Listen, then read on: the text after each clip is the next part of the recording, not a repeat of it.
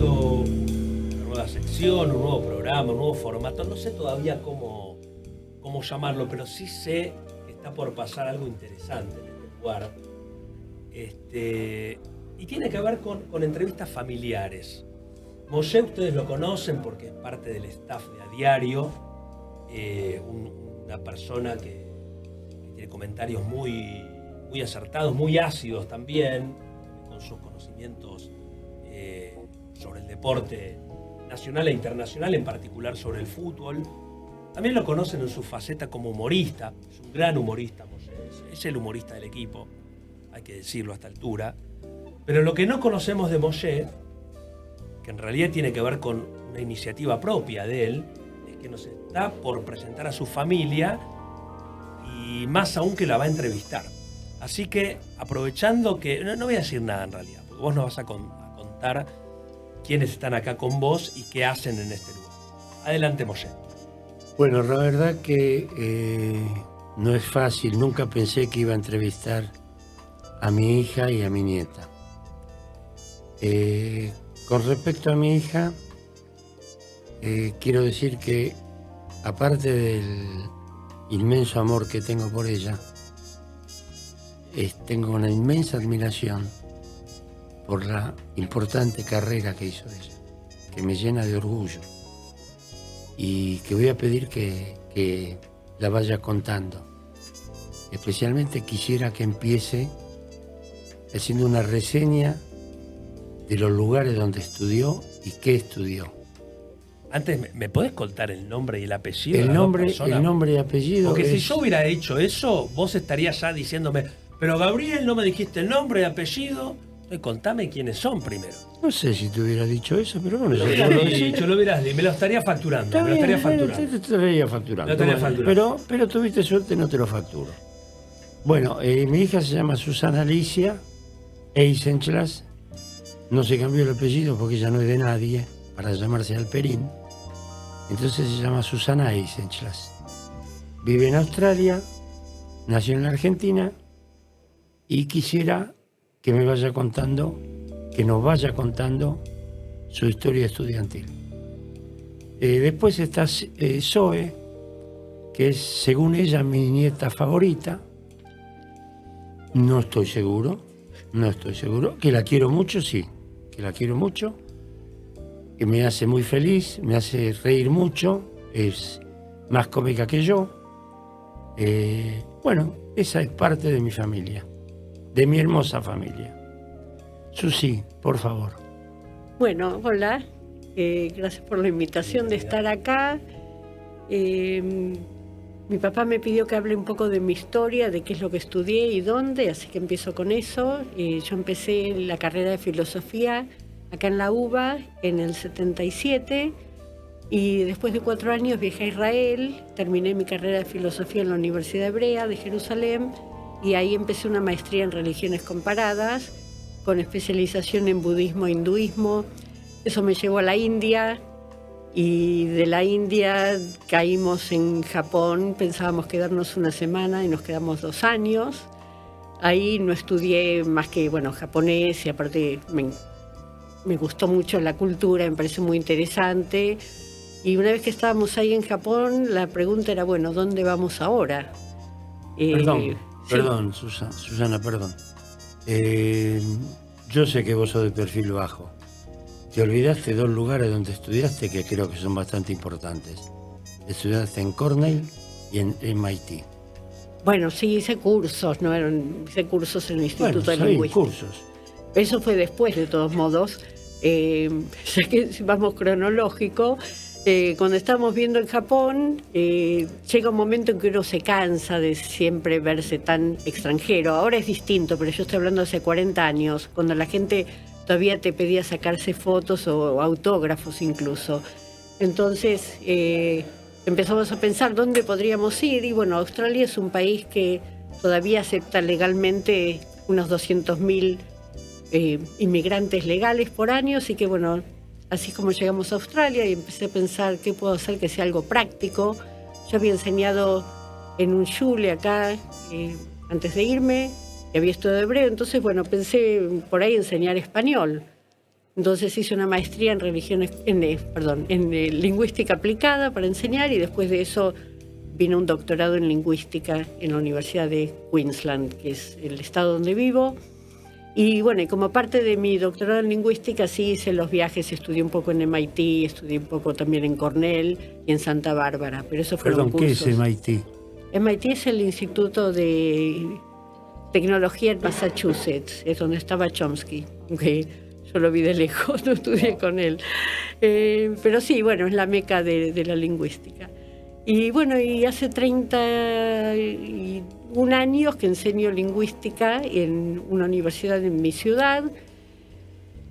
Y bueno, dentro de la lingüística me dediqué a distintas áreas, pero en los últimos 10 años estuve haciendo mucho más trabajo sobre la importancia de mantener la lengua materna, y eso me llevó a hacer mucho trabajo con la comunidad, yendo a bibliotecas públicas, escuelas, hablar con padres inmigrantes y refugiados sobre lo importante que es mantener la lengua. En un país que hay 400 idiomas identificados por el censo, pero la mentalidad sigue siendo muy monolingüe. Entonces, bueno, es importante que los padres entiendan, por ejemplo, por qué tienen que mantener la lengua, que es importante para la familia, para la sociedad, para los chicos, para todos. Bueno, eso creo que resume un poco, ¿no?, la parte académica. Sí, creo que sí. A lo mejor te olvidaste algo, pero bueno, me parece que sí, me parece que reúne todo. Eso es mi nieta, una de mis nietas, estudia, bueno, va a explicar ella lo que estudia, porque la verdad que yo últimamente no entiendo mucho las carreras que se están corriendo. Por ejemplo, yo dije un día, reunidos con amigos, que Susana era doctora en lenguas, y me dijo: papi, doctora en lenguas era antes, ahora soy doctora en lingüística. Le digo: ¿me puedes explicar la diferencia que hay entre lengua y lingüística? Me dijo: sí, cómo no. Me explicó durante media hora más o menos, no entendí nada, no sé nada, yo sé que es doctora en lingüística. Y de eso también le voy a pedir que explique qué es lo que estudia. Y después, si querés, te explico la diferencia entre lengua y lingüística de vuelta. Otra vez no, porque no lo voy a entender. Bueno, yo estudio periodismo, es bastante simple, sigue siendo licenciatura en periodismo, estoy en mi último año, si Dios quiere, y el año pasado hice un cuatrimestre, una mini pausa para ir a Australia a vivir con mis tíos y trabajar ahí. Trabajaba en una farmacia que no tenía nada que ver con el periodismo, pero estaba bueno. Y bueno, hoy trabajo para una empresa de afuera, para un startup, y aparte, en lo que tiene más que ver con mi carrera, estoy haciendo una pasantía en Radio Con Voz, en la producción. ¿Se entendió? Yo entendí. Sí, yo entendí. Quisiera que le voy a pedir a Susana que hable de los países, algo, si Gaby está de acuerdo, sobre cosas para nosotros desconocidas. La India, Japón y Australia. Y sobre la India le voy a pedir específicamente cosas completamente desconocidas para nosotros, que nos cuente su experiencia en un ashram, que explique lo que es un ashram, y su experiencia en Auroville, que explique lo que es Auroville. De Japón, te lo pregunto ahora, todo lo que quiero. Pero pregunta y después sí. Es un menú esto, vas tirando el menú. Un menú. De Japón quiero que nos cuente quién limpia las escuelas en Japón. ¿Quién se ocupa de la limpieza en las escuelas en Japón? ¿Y cómo llegan los chicos a la escuela en Japón? Bueno, voy a ¿cuántas horas tenemos? Sí. Vos dale para saber cuánto hablar de cada cosa. Bueno, nosotros viajamos a la India porque yo estaba haciendo, como dije, una maestría en hinduismo y budismo, y entonces pensaba en estudiar allá. Pero cuando llegué me enteré que no me reconocían mis estudios de Israel, porque la India no tenía relaciones diplomáticas con Israel en esa época. Entonces decidimos viajar en lugar de estudiar. Y bueno, caímos en un lugar que se llama Auroville, primero en Pondicherry, que es una ciudad que fue colonia francesa antes de la independencia de la India, y ahí hay un gran ashram. Un ashram en general es una comunidad espiritual donde la gente vive junta y tiene muchas actividades. Pero en esta ciudad Pondicherry lo curioso es que está basada en la filosofía de Sri Aurobindo, que pensaba, ¿no? Ya pasó otra vida, pero que es muy fácil llegar a la relajación, a la meditación si uno está perdido en el Himalaya, en una montaña, pero la mayor parte de la gente vive en ciudades. Entonces el ashram estaba difundido por toda la ciudad, la gente vivía con sus familias en distintos lugares, pero había mucha actividad espiritual y religiosa.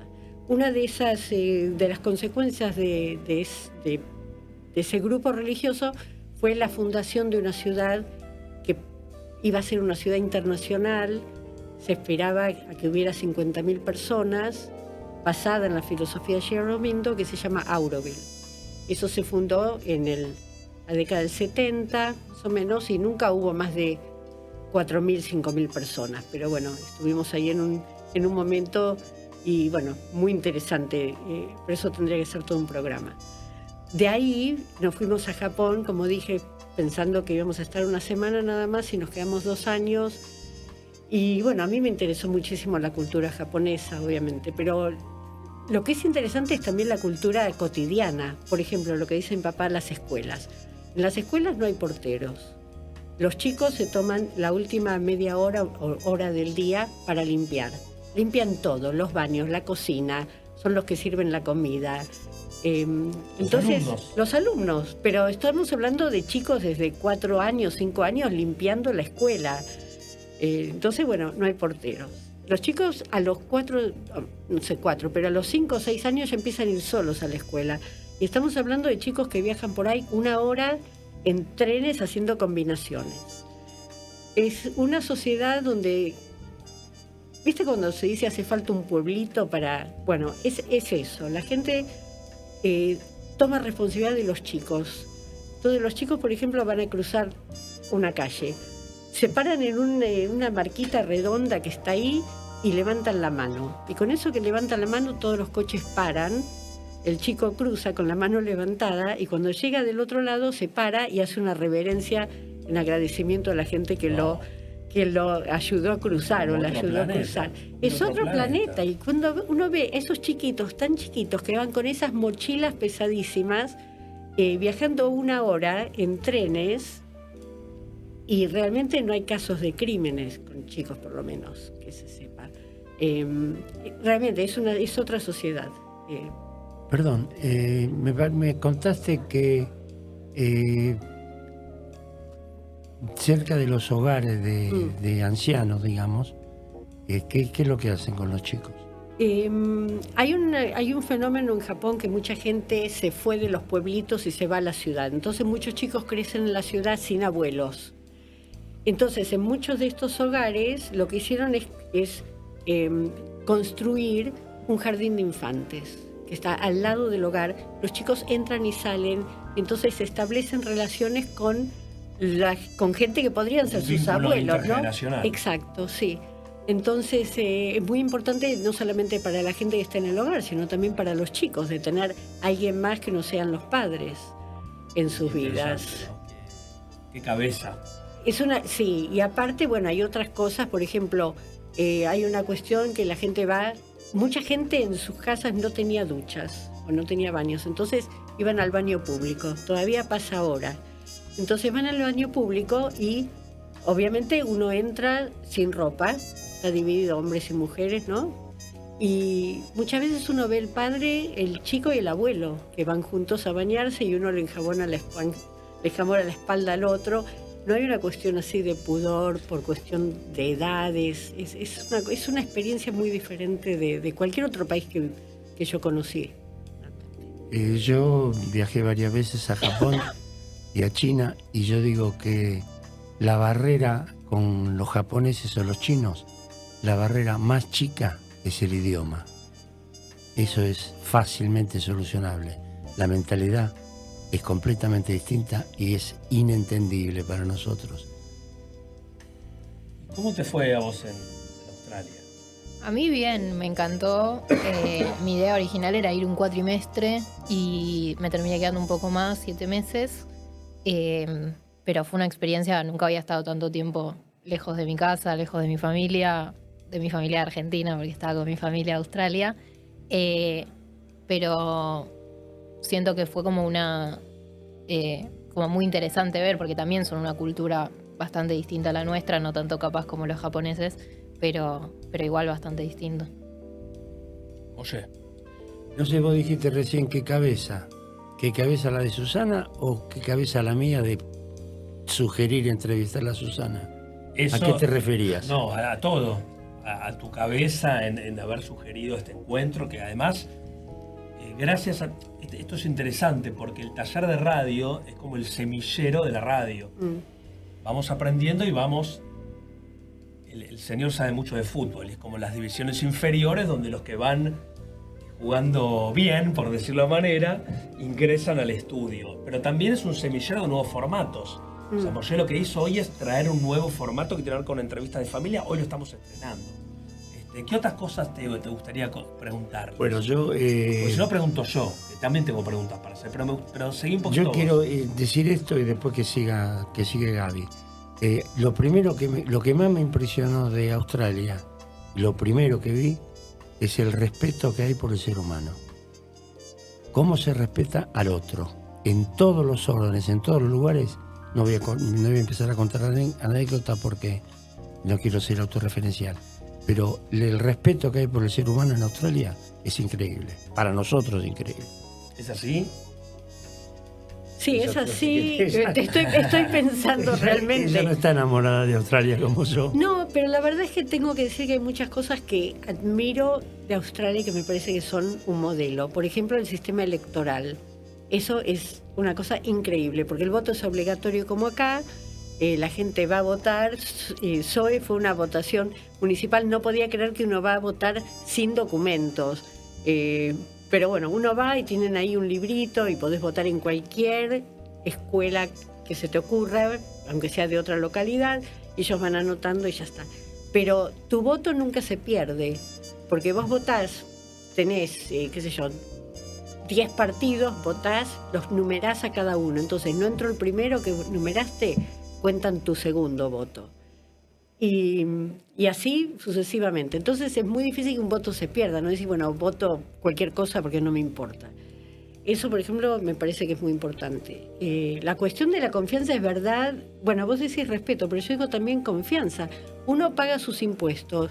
Si cometiste un error, te van a devolver. Y así como también te van a llamar y te van a decir, bueno, tenemos que justificar. A mí una sola vez me hicieron una auditoría, pero me avisaron 3 meses antes me iban a hacer la auditoría y en qué área. Entonces, bueno, uno se prepara, no es que yo iba a evadir, ¿no? Porque realmente con los impuestos que uno paga se hacen muchas cosas. Pero hay una especie de confianza, yo creo, en los demás. Por eso que también se vota así sin tener documentos, porque no piensan que... Yo me decía, pero ¿cómo? ¿No puede una persona ir y votar en todos lados? Le digo, por ahí sí, pero no, ¿qué se le va a ocurrir? No sé. El primer viaje que hizo mi señora a Australia, ella tiene un problema con los botones. Una vez que conoce un botón, no lo cambia. Por ejemplo, no cambiaba nunca la radio Mitre, y siempre tenía una máquina de fotos, una cámara en el comedor. En cuanto venía un nieto, salía corriendo a sacar una foto. Se fue a Australia en cumpleaños de Andy, mi nieta, y llevó la máquina de fotos. Y el primer día, cuando fue a sacar la primera foto, la máquina se trabó. Y no había forma de hacerla caminar. Entonces, Carlos, mi yerno, la llevó a un negocio de fotografía y vino y le dijo, mira, Adobe, cuesta $85 arreglarla. Bueno, está bien, ¿qué va a hacer? Arreglala. Mira que por 100 te compras una moderna y nueva. Pero como ella tiene problema con los botones, dijo, no, esta ya la conozco, quiero esta. Susi le dijo, mami, la otra por $15 es mucho más moderna y tiene más aplicaciones. Yo quiero la mía. Bueno, Carlos se la llevó. Cuando volvió le dijo, Dove, hubo un error. No eran $85. eran 60. ¿Por qué? Porque el señor pensó que era una cosa. Cuando la desarmó, se dio cuenta que era otra, entonces cobró 60. Entonces Dove dice, ¿60? Sí. ¡Qué boludo!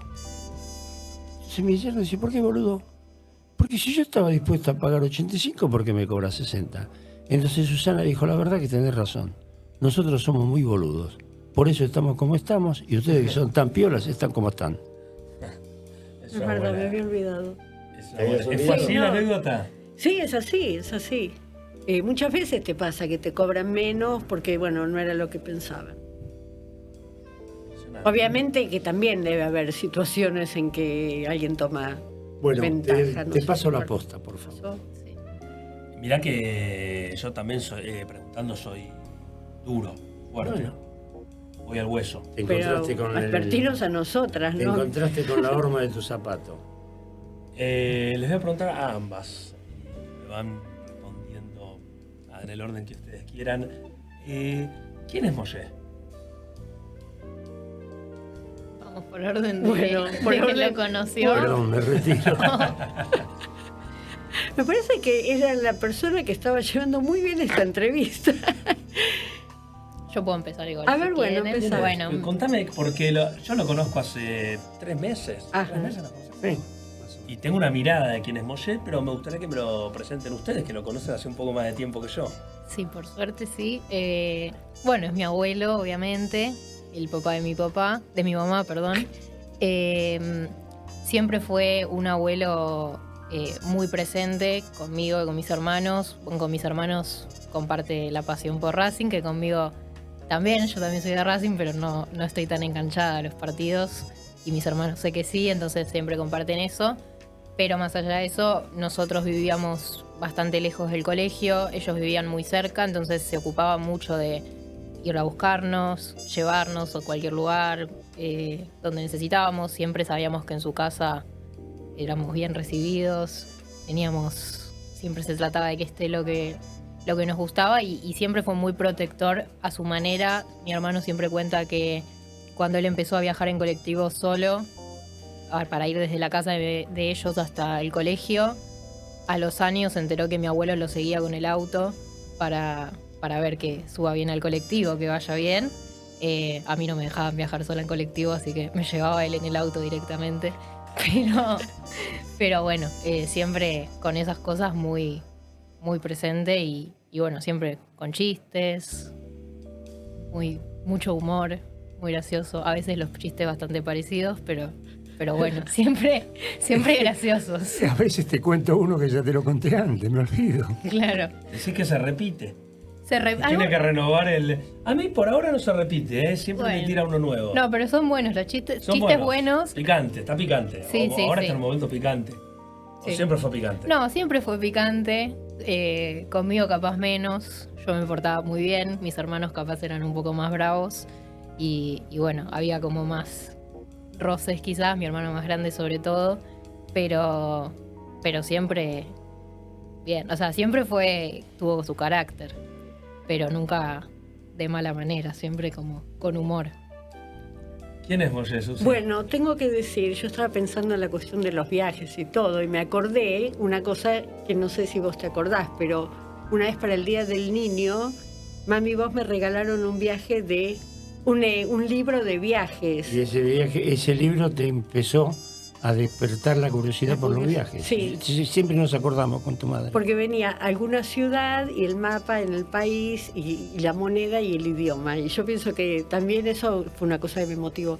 Claro que para mí viajar es algo simple, pero ahora que estaba Zoe hablando y mientras yo pensaba, el hecho que no sé si Gaby, vos sabés que mis padres se casaron y se fueron a Israel. No sabía. Y estamos hablando del año 57. ¿No? Entonces, que no es como para nosotros, que viste, llegamos, ya tenemos el idioma, fuimos porque quisimos, pero te tomás un avión y viajás, ¿no? Eso era dejar toda una vida conocida por ir a un lugar desconocido del cual por ahí habían idealizado mucho, lo que era el kibutz, lo que era el país. Pero, viste, pensándolo, yo digo, mis viajes en cierta forma son simples comparando con lo que era una idea de cambiar la vida, dejar a los padres, que no sabías cuándo los ibas a volver a ver. No es que uno se tomaba de vuelta el avión, iba a visitar a los padres un mes y volvía. No se viajaba en avión, se viajaba en barco. Claro, así que eso alguna vez si lo entrevistan, por ahí puede contar eso, su experiencia de lo que era el kibutz en la década del 50. Pero ¿cómo Y- es él? y bueno, ¿Cómo es? Si y vos le bueno. tenés que contar a una persona que no lo conoce. ¿Cómo es? le Bueno. tenés que presentar a Moshe. ¿Cómo me lo presentás? Es una persona muy inteligente. No sé si reconoce que es tan inteligente, pero yo siempre lo vi como una persona muy inteligente realmente. Y muy apasionado por lo que piensa, que a veces no es lo mismo que piensan los otros y entonces se pueden crear roces. Pero sí es una persona que yo lo que recordaba que siempre estaba leyendo. Una cosa que siempre nos acordamos con una de mis hermanas es que siempre que íbamos al cine con mi papá íbamos más temprano porque siempre nos quedábamos en las librerías mirando libros. Eso de ir a mirar libros me quedó de la época que era chica, que es una actividad que hacíamos con mi papá, ir a mirar libros. ¿Te acordás, papi, de eso? Después íbamos a tomar café por ahí. Bueno, él tomaba café, nosotras coca. Pero, no sé, son cosas No chicas. se puede nombrar marcas, Susi. Por favor. Gaseosas. No, que nos Bueno, auspicie. No van a pasarle la factura. Gaseosas llenas de productos De azúcar. de azúcar, sí. Bueno, eso, las cosas chicas que quedan, ¿no? El amor a la familia, pero también mi papá viajaba mucho, era viajante de comercio, entonces había muchos periodos que no estaba en casa, iba y varias épocas del año. Yo me acuerdo siempre era cuando nos despedíamos que vendas mucho y que cobres mucho, ¿te acordás? Eso era lo que le deseábamos. ¿Y vendía mucho? ¿Vendía? ¿Era buen vendedor? Yo creo que era muy buen Era vendedor. buen vendedor. Me llamaban el Maradona de los viajantes. Mira. ¿En serio? No, en Bueno. serio, palabra, me llamaban el Maradona de los viajantes. ¿Quiénes te llamaban? Yo, para- los clientes, llegué a tener, el fuerte mío era el norte. Llegué a tener 30 representaciones, la más importante del país, la fábrica de juguetes más importante del país, la representaba yo. Mirá. ¿Y cuál es el secreto para ser un buen vendedor? Mi mejor amigo, que murió lamentablemente a los 44 años, hizo una vez un viaje conmigo y me dijo, cuando estábamos cenando, vos sabés que yo siempre tenía la duda cómo eras vos como vendedor, por qué tenías tanto éxito como vendedor. Y llegué a la conclusión, psicólogo era, psiquiatra, llegué a la conclusión que vos cuando le hablas al cliente parece que no le tenés ganas de vender.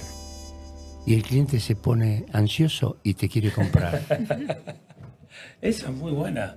Así me dijo él. O sea, es como que no le vendías, pero le vendías. No le daba importancia yo a lo que vendía. ¿Y vos eras Una vez, consciente de eso o te salía naturalmente? ¿O Mirá, era una estrategia de venta? una vez le pregunté, no, me salía automáticamente. Una vez le pregunté a un cliente de Tucumán, que después fue presidente de Atlético Tucumán, le pregunté por qué me compraba tanto. Y me dice, porque cuando vos llegás, sabemos que con vos no hay joda. Hay que comprar. Me encantó. Mira. Eso no sabía. Sí. ¿Y Ah. en casa era igual? ¿Con él no había joda? Si Dale, había, Susi, había dale. que pagar el pato después. Habla tranquila, Susi, habla tranquila. Me agarró ataque de tos, perdón. Yo era, Te salvó la tos, Susi. La salvó la tos a tu hija. Ya había anunciado que tenía tos. sí. era muy exigente, yo. Era muy de poner límites. Eso es cierto. Una vez una amiga me dijo, vos así la vas a frustrar poniendo tantos límites. Me parece que no frustré a ninguna de las tres. No lo conseguí. Se deben dar cuenta, soy Susi, que es un hombre de radio, oye. Sí. Lo lleva en la sangre, ¿no? Sí, siempre le gustó hablar igual, también, contar historias. Bueno. Lo estoy diciendo como algo bueno, a mí también me gusta hablar, contar historias, Podría tener un anécdotas. formato de abuelos y nietos, Me ¿no? encanta, Y trabajando me encanta, juntos. Me encanta. ¿Cómo lo ves, Zoe? Puede ser, sí, Puede funcionar, ¿no? Le pregunto a la productora.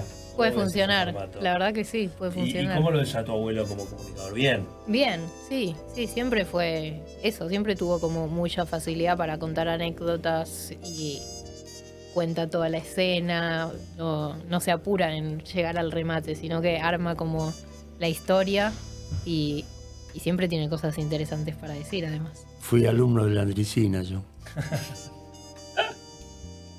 Bueno, no, comunica bien. Hay que Sí, reconocer es verdad. que comunica bien. Bueno, ¿alguna otra pregunta, Moshe? Todo tuyo. No, la verdad que prácticamente se me acabaron las preguntas. Le pregunté lo más interesante, tratando de ser objetivo, olvidándome del amor que tengo por mi hija y por mi nieta, tratando de olvidarme. Me cuesta olvidarme. No, yo creo que yo ya no quiero preguntarle más nada. ¿Alguna cosa que a ella le interese? Ah, sí, ahora me acuerdo de algo que estaba pensando. ¿Cómo hacen los chicos en Australia cuando quieren leer un libro y van de biblioteca en biblioteca? De súper en súper. ¿Cómo de súper en súper? Claro, cuando íbamos con Andy, iba a la biblioteca. A la biblioteca, empezaba a leer un libro, lo dejaba, íbamos a otro lugar, agarraba el mismo libro, lo continuaba leyendo. Contaba. Bueno, a los chicos les encanta leer la misma historia o contar la misma historia. Yo en realidad a mi hija le contaba, bueno, le leía siempre el mismo cuento y le iba más, seguís con el dedo, es una cosa que hacemos. Y un día dijo, ¿no querés que lo lea yo? Tenía 4 años. Digo, bueno, léelo. Bueno, perfecto. Pero yo pensé lo memorizó de tantas veces. No, había aprendido a leer sola. Cuando empezó la escuela a los 5, me dice la maestra, ¿vos sabés que sabe leer, no? Digo, sí, claro, ¿cómo no voy a saber? No sabía, no me había dado cuenta que realmente leía. Pero ahora ya los chicos no tienen que ir a la biblioteca, o sea, tienen que ir a buscar los libros. La biblioteca es pública, hay libros en todos los idiomas ahora y uno simplemente se sienta en la casa, enfrente de la computadora, busca qué libro quiere y se lo traen a la biblioteca de su barrio. Eso es una cosa que es muy linda y a mí yo por eso apoyo mucho las bibliotecas y voy mucho, pero todas las semanas hay charlas en las bibliotecas, hay cursos para personas mayores, para aprender más de computación, de distintas cosas, todas cosas gratis, ¿no? Que se hacen con la municipalidad. Susi, ahora que te jubilaste o que dejaste de cobrar el sueldo, muy bien. dejaste de cobrar el sueldo, ¿por qué no contás qué pensás hacer? Bueno, ahora que dejé, que voy a seguir investigando, pero sin cobrar un sueldo, una de las cosas que quiero hacer es dar cursos voluntarios, o sea, cursos en la Universidad de la Tercera Edad. Esa es una universidad donde cualquier persona de más de 60 años puede ir a estudiar. Pagan una cifra mínima, $50 por todo un curso universitario, y todos los profesores son ex profesores de la universidad. Perdón, 50 australianos. Australianos, sí, deben ser unos $35 americanos. Sí pueden, si no pueden, pero bueno, sí pueden, en realidad. Y bueno, es de vuelta una forma de retribuir a la comunidad, ¿no? De devolver a la comunidad algo de lo que uno recibió. Qué lindo. En la casa de mi hija está casada con un argentino también. Se habla únicamente español. Susana decía que cuando era chiquita, Andy, que inglés va a aprender en la escuela o en la calle, español no. Entonces el primer idioma de ella, después Susi se especializó en idioma materno, como segundo idioma, no perder el idioma materno. En la casa de Andy se hablaba español. Cuando Andy tenía 3 o 4 años, un viaje que yo hice, en la casa en Australia, al menos en donde vivían ellos, en Mont Gravatt, un suburbio de Brisbane, no había separación entre casa y casa. No había alambrados, esas cosas. Entonces, el vecino, que era un rumano, y tenía una cortadora de césped. Mi hija no tenía cortadora de césped. Entonces, el rumano, cuando cortaba el césped, no cortaba exactamente hasta donde era la casa de él, sino que declinándolo, cortando menos, pero para que no sea brusco, entraba un poco al terreno de Susana. Entonces un día Andy lo ve al rumano cortando el pasto en la casa de ella. Entonces le grita, go away. This is my pasto. O sea, pasto no sabía cómo se decía en inglés. Es buenísimo. Pero Sí, habla muy bien español ahora, Sí, lo cual claro. demuestra que los chicos no necesitan tanto input lingüístico, con tener padres o personas cercanas que hablen el idioma es suficiente, ¿no? Claro. Se mama, el famoso se mama. Sí, exacto, sí. El famoso se mama. Yo les quiero agradecer mucho que hayan venido, de verdad. En realidad la producción la hizo José. Él solamente me dijo, mirá, está mi hija y mi nieta, las quiero entrevistar. Primero me dijo, entrevistalas vos. Yo le dije, ¿cómo yo? Entrevistalas vos. Y de hecho, acá están los resultados. Pero me gustaría que Zoe le haga, tengas el privilegio de hacer la última pregunta a tu abuelo. Bueno, Lo que te gustaría preguntar. mucha presión. Sin ningún tipo de. No te sientas ni censurada ni nada. Con total libertad de expresión. Lo que hablamos acá va a quedar en estas 4 paredes. Quédate tranquilo que ella va a preguntar lo que quiera, aunque vos no le digas que no tenga reparo, ella va a preguntar lo que quiera. Sí, bueno, una vez te hice una entrevista, no sé si te acordás, cuando yo era más chica, que te pregunté muchas cosas de tu historia familiar y de la vida y demás. Pero una pregunta que me gustaría saber, bueno, pensando en todo esto que estuvimos hablando ahora de los viajes con la tía, de los lugares que conoció y demás, ¿cuál pensás que es, porque vos también viajaste mucho, el lugar al que fuiste que más te marcó y por qué? Bueno, me marcó una mala experiencia en Israel, tuve un año en un kibutz, eso me marcó. La ciudad que más me gustó fue San Francisco. Hong Kong también es muy interesante. Tokio no entendí nada. No sé si contesté. Sí, si pensás que contestaste. ¿Por qué una mala experiencia en Israel? Porque yo estuve 9 años o 8 años en un movimiento sionista, en la Nueva Sioní, y recibí una educación que cuando llegué al kibutz no existía. Yo decía, cuando estaba por viajar a Israel, que a mí me interesaba el kibutz, no Israel. En ese entonces yo decía, si hubiera un kibutz en Entre Ríos, me voy a Entre Ríos. Y cuando yo llegué a Israel, ojo, estoy hablando del año 57, Israel era un país nuevo, pobre, se esforzaban mucho, pero a mí me habían enseñado que íbamos a picar piedras todo el día, nos íbamos a morir de hambre, pero a la noche íbamos todos juntos a cantar alrededor del fuego. Nada de eso era cierto. Fue completamente distinto. Gracias por venir. Gracias por invitarnos. Gracias, sí. ¿Querés cerrar con un chiste? Cerrar con un chiste, Moshe, dale. Cerralo vos.